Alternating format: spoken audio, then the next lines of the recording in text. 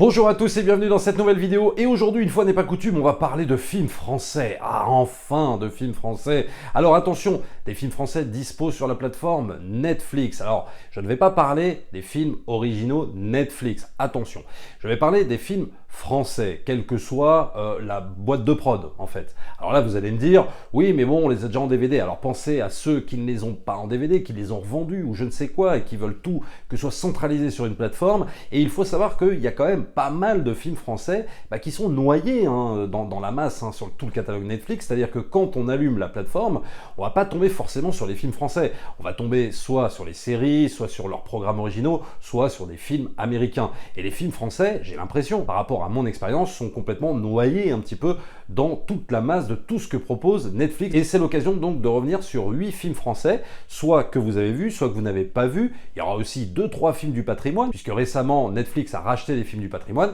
donc c'est l'occasion de s'y intéresser. Et ça peut vous donner également des petits conseils pour d'éventuelles soirées, si vous avez envie de changer un petit peu de délire de films américains ou de films sud-coréens ou je ne sais quoi. Et ben voilà, on va un peu parler de films français, ça fait du bien. Et donc cette sélection qui ne sera pas un top, va alterner comédie, drame, comédie, un peu comme dans la vie finalement, la vie n'est qu'une succession de drames et de comédies. Et ben cette vidéo ce sera exactement pareil. Alors on commence par du cool, Le Pari, réalisé par Didier Bourdon et Bernard Campan, un de mes films préférés des inconnus, mais même disons-le carrément mon préféré. Pourquoi? Parce que la clope, la cigarette.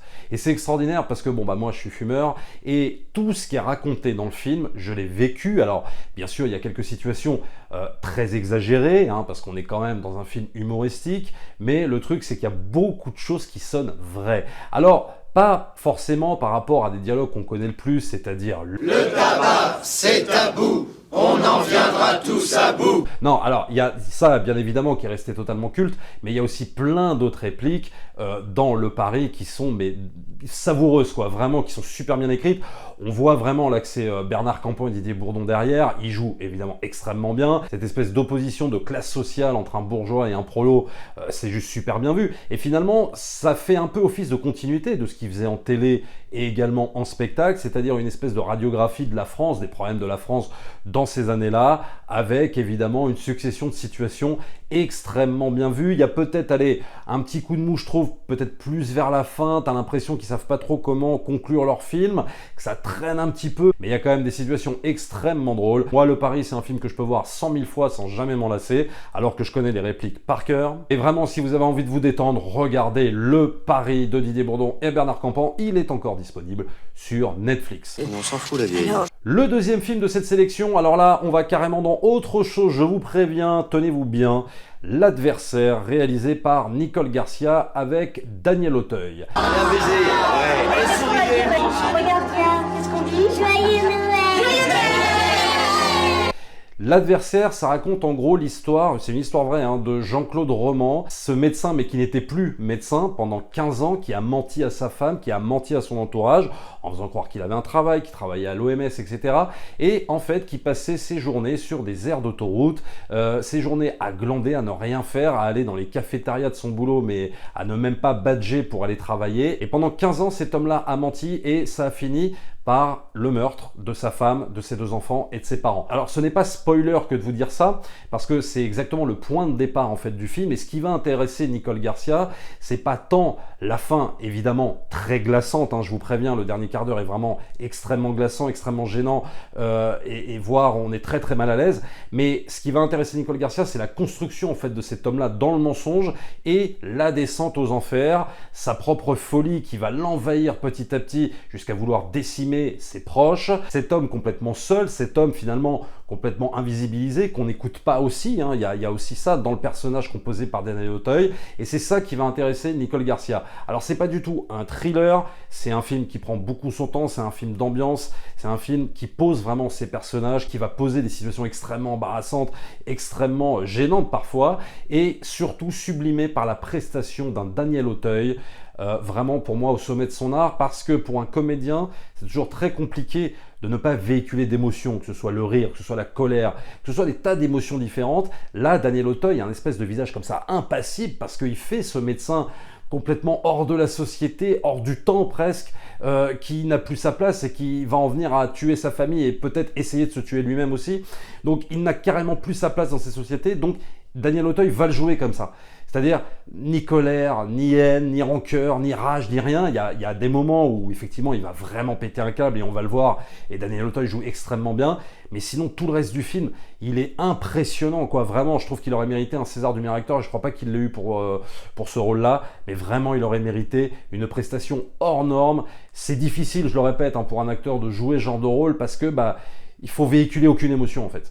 Et c'est très difficile de ne pas véhiculer d'émotion quand tu es comédien, surtout quand tu es un comédien de la trempe de Daniel Auteuil. Donc L'Adversaire, pour moi, c'est un de mes films préférés, il est disponible sur Netflix, c'est un de mes films préférés français, hein, vraiment, j'ose le dire, c'est un des films qui me tétanise à chaque fois, qui me fout un uppercut dans le ventre, et quelque part, ça aussi, c'est du très très bon cinéma français, je vous le recommande chaudement, mais par contre, accrochez-vous, parce que c'est vraiment pas une partie de plaisir, mais c'est un grand film. Bon, il est où ce con de chien là maintenant? Alors, troisième film de cette sélection, et là on revient du coup, parce qu'il faut se détendre après L'Adversaire quand même. Didier, réalisé par Alain Chabat, film que j'adore, hein, que beaucoup de gens ont vu bien évidemment. Moi c'est peut-être mon film préféré écrit et réalisé par Alain Chabat, très clairement.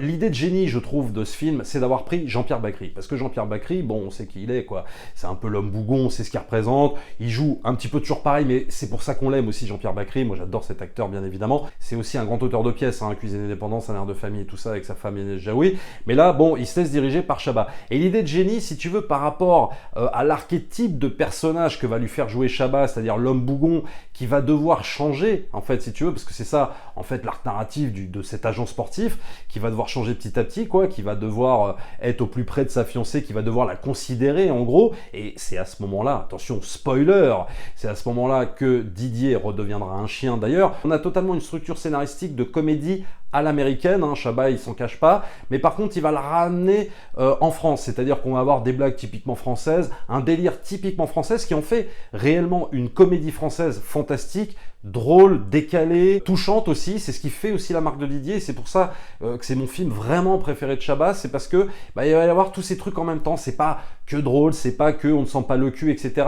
Il y a aussi plein de moments de tendresse en fait dans Didier, un peu à l'image de Chabat, je trouve. Oui, je sais, je suis un peu fanboy de Chabat, mais bon, qu'est-ce que tu veux, on se refait pas. Il va y avoir toute une scène à la fin dans un stade de foot, lors d'un match de foot au Parc des Princes ou je sais plus où. C'est juste énorme toute cette séquence, on va se servir du personnage de Didier. Alain Chabat est fabuleux en Didier, quoi. On dirait vraiment un chien, quoi. Je sais que son obsession c'est les chiens, mais là vraiment on dirait un chien, quoi. C'est-à-dire qu'il interprète ça, il a les mêmes mimiques, il a les trucs d'un chien, c'est juste énorme comment il l'interprète. Donc voilà, Didier est toujours disponible sur Netflix encore, donc si vous l'avez pas, si vous l'avez pas en DVD, ou alors peut-être si vous l'avez pas vu, regardez-le, jetez-vous sur cette comédie, ça va vraiment vous détendre, n'hésitez pas à regarder Didier. François Truffaut retrouve Gérard Depardieu. Alors, qu'est-ce qu'elle vient faire ici, cette femme-là? Alors, quatrième film de cette sélection, ça va être La femme d'à côté, réalisé par François Truffaut. J'en avais déjà un petit peu parlé, mais très très rapidement. La femme d'à côté, pour moi, c'est peut-être un des plus grands films de François Truffaut. Il est disponible sur Netflix, il faut absolument que vous le regardiez. Depardieu, Fanny Ardant, un homme et une femme qui se sont connus dans le passé, qui se sont aimés passionnément et qui vont se retrouver, alors qu'ils sont tous les deux en couple, ils vont se retrouver dans une maison l'une en face de l'autre. Voilà le point de départ de La femme d'à côté, donc évidemment va s'en suivre finalement les suites de leur relation passionnelle, et je parle vraiment de relation de passion, hein, parce que c'est bien plus ça qu'une relation de couple tout à fait normale. Et donc là, Truffaut va encore nous parler d'amour, mais d'amour qui va mener à une folie destructrice quelque part. C'est intense, c'est fort, c'est romantique. Une fois de plus, Truffaut, après Le Dernier Métro, va diriger Depardieu d'une autre manière que les autres metteurs en scène, parce qu'en général, Depardieu, bon, c'est la truculence, c'est un peu la bête, quoi, voilà. Lui, Truffaut, il va aller carrément à l'inverse, il va explorer en fait la sensibilité de Depardieu, il va le faire jouer de manière extrêmement sensible, touchante, romantique, etc. À certains moments, il va lui faire péter les plombs, parce que c'est un homme qui court après cette femme et qui n'arrive pas à la voir, etc. Et elle un peu pareil, parce qu'ils sont en couple. Alors, il y a évidemment les mensonges, les trahisons, etc. Ce film, c'est un peu un résumé du cinéma de Truffaut, de toutes ses obsessions, de toutes ses peurs, de toutes ses folies, toutes ses angoisses, de toutes ses joies. C'est un très, très grand film. Et comme toujours chez Truffaut, c'est jamais un cinéma chiant, c'est toujours un cinéma passionnant, palpitant. La femme d'à côté, donc regardez-le, il est encore disponible sur Netflix. Le 5e film de cette sélection, c'est encore un film du patrimoine, c'est La Baie des Anges, réalisé par Jacques Demy en 1962. Alors oui, c'est vrai, par rapport à Jacques Demy, ceux qui connaissent évidemment Jacques Demy, j'aurais pu choisir Les Demoiselles de Rochefort, j'aurais pu choisir Les Parapluies de Cherbourg. Les Parapluies de Cherbourg, j'adore ce film, et les deux sont d'ailleurs disponibles sur Netflix, hein, si vous ne l'avez pas vu, il faut les regarder absolument. Mais j'ai choisi ce film-là parce que ça changeait un petit peu, et puis pour le coup, c'est moins une comédie musicale en fait que Les Parapluies de Cherbourg et que Les Demoiselles de Rochefort, même s'il y a quand même l'incroyable musique de Michel Legrand dans La Baie des Anges, mais c'est un film qui va être tourné en noir et blanc, c'était un peu un espèce de film de transition auquel lui-même ne croyait pas vraiment, et finalement il s'avère que c'est un grand film. C'est un film sur la passion du jeu. Qui va mêler aussi la fièvre amoureuse, la passion amoureuse. En vérité, ça va traiter de ces deux choses-là. Jacques Demy va les mélanger et il va en faire un super film. Avec Jeanne Moreau d'un côté, où elle va jouer une espèce de femme complètement perdue, en même temps séductrice, très manipulatrice également. Donc on va jouer sur plusieurs tableaux. Et puis évidemment, quand on se sert de Jeanne Moreau, qui était quand même une grande comédienne, la tâche est plus facile, si tu veux, pour qu'une comédienne révèle autant de différences dans son jeu. Et ça va être l'occasion de voir aussi le Nice des années 60, les casinos de cette époque-là, la passion du jeu, la fièvre du jeu, comment sortir finalement de cet engrenage en fait, et on voit bien que c'est une obsession, que c'est une maladie. Alors je ne sais pas si Jacques Demy à l'époque il le pense réellement comme ça, mais on voit quand même cette espèce de délire un peu obsessionnel autour du jeu, de la roulette, alors que c'est un jeu de roulette, mais il y a évidemment l'argent à la clé, il y a l'amour aussi qu'il va falloir exploiter, il y a des scènes très très fortes dans ce film. C'est un peu différent, je trouve, des Demoiselles de Rochefort et tout ça. Je trouve finalement La Baie des Anges un peu plus dur que ce genre de film, même si Les Parapluies de Cherbourg, c'est clairement pas une comédie, hein, c'est un réel drame. Mais comme on n'a pas, si tu veux, toutes les séquences musicales et tout, on voit vraiment un film beaucoup plus difficile en fait. Alors pas difficile dans ce sens, c'est ennuyeux, mais difficile, c'est-à-dire c'est un véritable drame, voilà. Donc je vous recommande La Baie des Anges, si vous ne l'avez pas vu, regardez-le. Film fabuleux de Jacques Demy, tourné en 1962.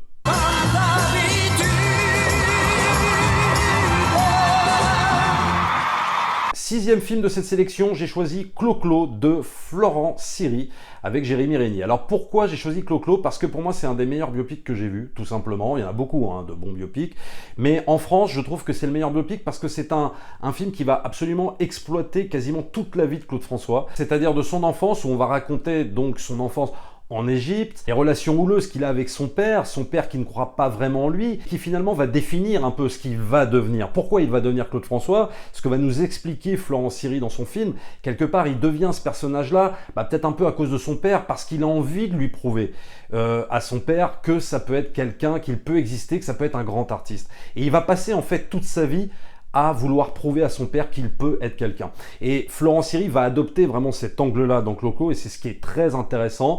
Donc Clo-Clo va absolument tout raconter de la vie de Claude François. C'est un film aussi qui ne va pas hésiter à écorner la légende, à écorner le mythe Claude François, quelque chose dont on parlait pas vraiment dans les années 70-80. Claude François, c'était un peu l'idole, etc. Et puis, on en savait un peu moins sur sa vie privée. Là, c'est l'occasion de se plonger dans sa vie privée. C'est passionnant. C'était un homme tyrannique, c'était un homme exigeant, c'était un homme très charismatique aussi, mais avec beaucoup d'obsession également, de peur. Et donc, Florent Siri va exploiter tout cet aspect-là. C'est un film extrêmement précis, et puis surtout, niveau décor, production design, c'est juste fabuleux. On a vraiment cette impression d'être plongé dans la France, dans le Paris des années 70. Moi, je peux vous dire, je suis né dans les années 70, au milieu des années 70, c'était vraiment ça, Paris, On a vraiment cette impression d'être projeté dans cette époque. C'est extraordinaire, ce souci du détail qu'il y a dans Clo-Clo. Donc, je vous recommande chaudement Clo-Clo. Il est encore disponible, encore sur Netflix. Ne le loupez pas, c'est pour moi un must du biopic. Et surtout, n'oublions pas l'incroyable prestation de Jérémy Régnier en Clo-Clo. Il y a aussi Benoît Magimel dans le rôle de Paul Lederman, qui est pas mal aussi, mais surtout Jérémy Régnier, qui est juste, mais hallucinant, sa prestation. Pour moi, c'est clairement le rôle de sa vie. Donc, ne loupez pas Clo-Clo, il est encore dispo sur Netflix. Que reste-t-il de nos amours? Que reste-t-il de ces beaux jours? Le 7e film de cette sélection, ça va être encore François Truffaut, je sais, je suis fan de François Truffaut, mais c'est Baiser volé, sorti dans les années 60 avec donc Jean-Pierre Léaud, Claude Jade. Et pourquoi j'ai choisi Baiser volé? Pour parler un petit peu d'Antoine Doinel, parce qu'on parle beaucoup d'Antoine Doinel. Antoine Doinel, c'est, on va dire, un peu l'alter ego de François Truffaut. Il lui aura consacré 3 ou 4 films, il y aura eu Les 400 coups, il y aura eu Baiser volé, il y aura eu Domicile conjugal et L'amour en fuite. Et pourquoi j'ai pas pris Les 400 coups? Parce que bon, Les 400 coups, on en parle énormément, c'est un film aussi qui est beaucoup disséqué, il me semble, dans les écoles de cinéma. Il me semblait plus pertinent de choisir Baiser volé, parce que c'est ce film, pour moi, qui va exactement définir ce que va être Antoine Doinel dans les 2 films suivants, c'est-à-dire Domicile conjugal et L'amour en fuite. Antoine Doinel, c'est un homme instable, qui passe son temps à changer de boulot, totalement rêveur, obsédé par les femmes, alors pas de façon perverse ou totalement sexuelle dégueulasse, mais c'est un romantique, quoi, vraiment, c'est un amoureux des femmes, comme l'était Truffaut, et Antoine Doinel, c'est ça. Et en fait, Baiser volé, ça va être lui en sortant de l'armée, comment il va faire pour sortir avec la nana qu'il aime, etc. On va suivre sa sortie de l'adolescence et son entrée dans le monde adulte, et comment il va gérer cette entrée dans le monde adulte. Par la suite, dans les autres films, on aura des thématiques différentes, on aura la vie en couple, le divorce, etc., etc., la naissance d'un enfant, etc. Mais là, on se concentre vraiment dans Baiser volé sur la post-adolescence, en fait, et la dure entrée en matière dans le monde des adultes, parce que c'est pas évident, quand il faut rentrer dans le monde des adultes, d'assumer le fait qu'on devient adulte. Et donc, on va suivre cet Antoine Doinel à travers ses différentes aventures, et on va voir également le Paris des années 60, où il régnait comme une espèce de doux parfum d'innocence, comme ça. C'est absolument fabuleux de voir ce Paris comme ça filmé par Truffaut. C'est l'occasion pour vous, et même pour moi, de se plonger dans une époque qu'on n'a pas connue, et je peux vous dire, j'aurais bien voulu vivre à cette époque, dans ce Paris, mais waouh. Alors peut-être qu'il est un petit peu idéalisé par Truffaut, parce que Truffaut, il a le sens du romantisme, comme ça, d'idéaliser beaucoup de choses. C'est un cinéaste qui est assez pessimiste aussi, mais il a aussi le sens du conte, un peu presque le conte de fées des fois, et donc c'est absolument à voir. Baiser volé, c'est un film élégant, c'est un film un peu comme tous les films de Truffaut d'ailleurs, c'est la bonne entrée en matière, après Les 400 coups pour moi, c'est vraiment la meilleure entrée en matière pour connaître ce fameux personnage d'Antoine Doinel, interprété par Jean-Pierre Léaud. Oh mon chéri, comme c'est gentil de m'emmener au cinéma voir La vie est un long fleuve tranquille. 8e et dernier film de cette sélection, La vie est un long fleuve tranquille. Alors, je fais une petite entorse au règlement, parce que La vie est un long fleuve tranquille n'est pas disponible sur Netflix, mais sur Amazon Prime. Et je suis sûr qu'évidemment, vous avez tous Amazon Prime. Donc regardez ce film, il est sorti en 88. Premier film d'Étienne Châtilliez. Étienne Châtilliez, c'est un réalisateur que j'aime énormément. Pour moi, son meilleur film, c'est pas celui-là, c'est Tati Daniel. Un jour, il faudrait que je fasse une vidéo dessus. Tellement j'aime ce film, Tati Daniel. Mais La vie est un long fleuve tranquille, c'est son premier film et c'est un premier coup de maître, disons-le. Étienne Châtilliez, c'est un mec qui sort de la pub. Il avait réalisé beaucoup de pubs pour Eram. Et là, il décide de nous raconter une différence de classe sociale. Donc, entre les prolétaires d'un côté et les familles catho de l'autre côté. Et c'est extrêmement drôle, c'est grinçant, c'est cruel également, parce que Châtilliez, que ce soit dans le camp des prolos ou dans le camp de la famille catho, il s'en donne à cœur joie en termes de moquerie. Il n'hésite pas à se moquer d'un camp autant l'un que l'autre, et c'est ça qui est justement absolument jouissif dans ce film. Il y a une pléiade d'acteurs extraordinaires. J'ai envie de parler d'Hélène Vincent dans le rôle de Madame Duquesnoy, parce que là on a vraiment l'impression que c'est même plus une actrice qui joue, quoi. On a vraiment l'impression d'une vraie mère de famille catho, quoi. C'est hyper impressionnant le jeu d'acteur. On a évidemment Patrick Bouchité dans le rôle du curé qui va nous jouer. Jésus revient, Jésus revient parmi les tiens. Il y a, pour la première fois à l'écran, Benoît Magimel. Donc voilà, La vie est un long fleuve tranquille, c'est un film très bien rythmé en termes de comédie, ça le fait grave. À l'époque, les acteurs en question n'étaient pas connus. Il aurait pu prendre par exemple Catherine Deneuve dans le rôle de Madame Lequesnoy, il ne l'a pas fait. Il aurait pu prendre Josiane Balasco dans le rôle de la famille Groseille, de la mère Groseille, mais il ne l'a pas fait non plus. Il a décidé de prendre à l'époque un casting inconnu, et je peux vous dire que ça marche du tonnerre. Encore maintenant, c'est encore très très drôle. Et puis ça parle aussi de la France de ces années-là, la fin des années 80. Ça parle aussi de racisme, ça parle de tolérance. C'est absolument génial, mais sans manichéisme, sans truc trop à l'américaine en fait, et c'est ça qui est absolument fort avec Châtilliez. Thématique et style où il va atteindre son apogée pour moi avec Tati Daniel, mais ça c'est encore une autre histoire. Voilà mes amis pour cette sélection des 8 films français. Alors bien sûr, il y en a plein d'autres, je ne peux pas tous les citer. Peut-être que je ferai un volume 2 ou un volume 3. On verra ce que vous me direz dans les commentaires si vous souhaitez encore une autre sélection de films français. C'est toujours très important de parler de notre cinéma parce que je peux vous dire qu'il y a des pépites, il y a de sacrés grands films. On n'en parle pas assez, c'est vrai, du cinéma français. Et là, c'est l'occasion d'y revenir et j'espère que cette vidéo donc vous aura plu. Abonnez-vous à la chaîne, likez, partagez bien sûr. N'oubliez pas de vous rendre sur le lien Utip toujours pour soutenir la chaîne, c'est toujours très important. Et nous, on se retrouve très vite pour une prochaine vidéo. Ciao!